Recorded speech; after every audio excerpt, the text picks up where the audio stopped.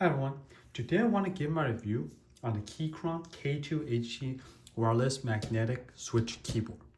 It's a long name, I know, but this is my first mechanical keyboard, and I bought it because I was a little tired of using this keyboard, the Logitech MS Key, for gaming.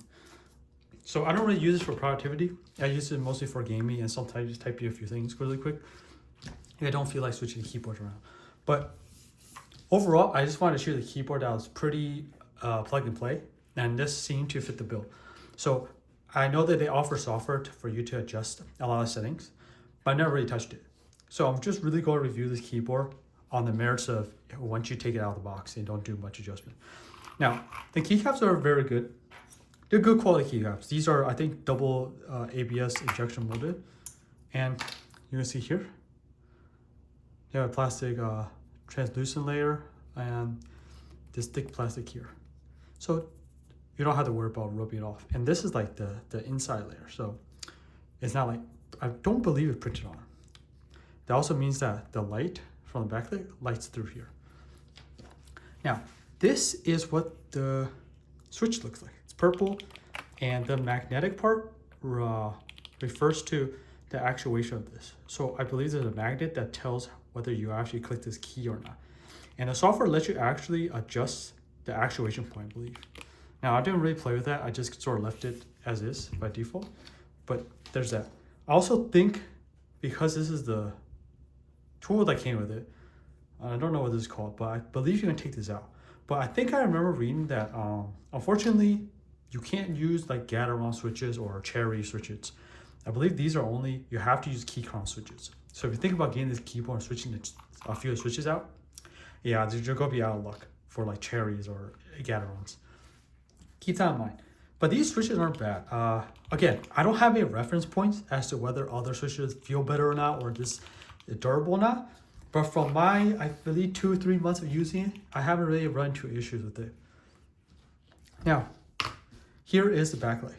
So as you can see, the light actually comes from the top, and all these keys are lit.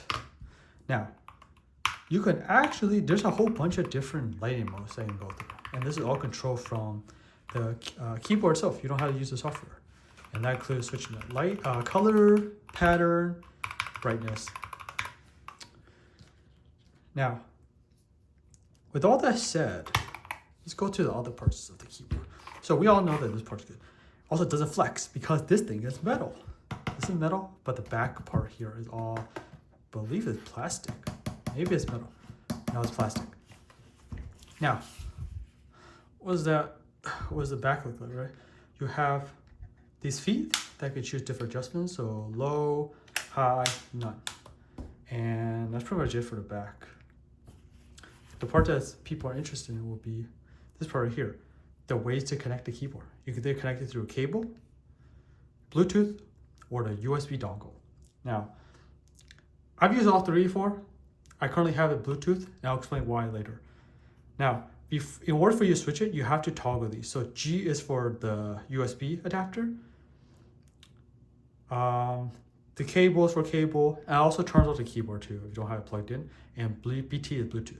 And this lets you switch between the two modes, layout of the keyboard. So Windows, Android, Mac, iOS. Now, I mentioned that I use this with all the modes, but I'm currently using it with Bluetooth.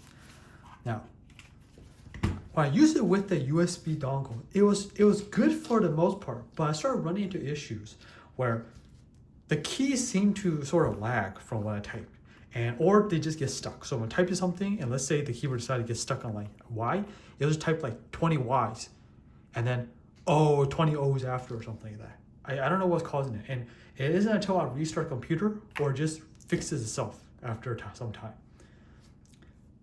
When I switched to Bluetooth, I didn't run into that issue. Now, I don't know if it's my specific unit or the distance from my the keyboard to the USB dongle on my computer, but the only reason why I suspect it's the dongle is because I use this with the dongle. I don't use it with Bluetooth, at least for my PC.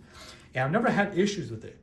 And the PC is located in the same place. I put it in the same, next to that dongle too. And I don't have an issue with that Logitech keyboard. So I don't know what's going on. I might reach out to them and see what they say. I realized while editing that I never actually recorded a typing sound of the keyboard or what the keyboard sounds like when typing. So I'm going to add that in now.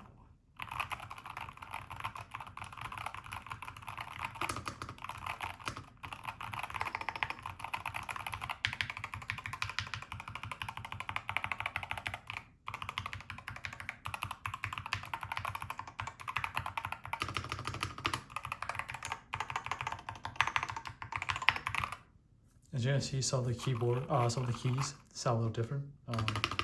This is how the loud is. This one's louder than this one. So that's what the keyboard sounds like.